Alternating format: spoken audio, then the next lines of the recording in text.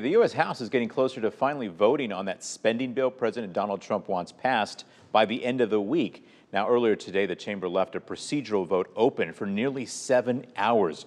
Republican Party leaders stalled it to allow more representatives to arrive in D.C., complicated by severe storms and flight delays. Those leaders also worked to garner enough support for the final vote before moving forward. Maddie Franz joins us in studio to show us how our lawmakers feel about the bill and their experience on the floor today. Good evening, Maddie. Hey, John. Now, you may remember this bill is over 800 pages long. It extends and makes permanent several individual and business tax breaks from President Donald Trump's 2017 bill. It would also add 80-hour-a-month work requirements for many adults receiving Medicaid and apply existing work requirements for SNAP to more people. When the House passed the first version of the bill in May, Representative Mariannette Miller-Meeks voted for it and Representative Sorensen against.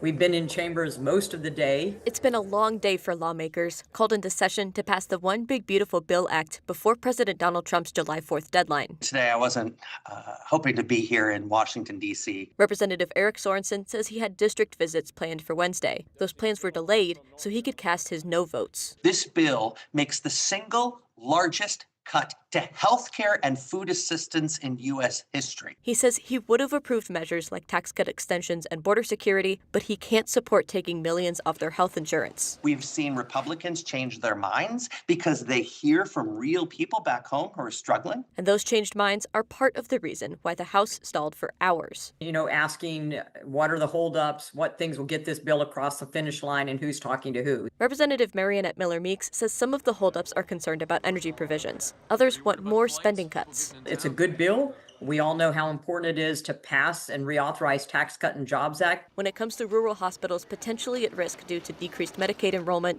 Miller-Meeks says she's spoken to Iowa's governor and the state's director of Health and Human Services. I don't like some of the Senate provisions. That, however, is the way sausage is made. The $50 billion rural hospital fund will help with that. She says adding work requirements to Medicaid and removing undocumented immigrants will help the program. That is going to preserve it for those for whom it was intended.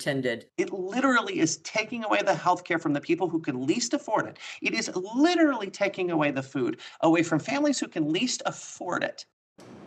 Now, the Congressional Budget Office estimates the Senate version of the bill would add $3.9 trillion to the national debt over the next decade. That's $6 billion higher than the estimate for the House version passed in May. John?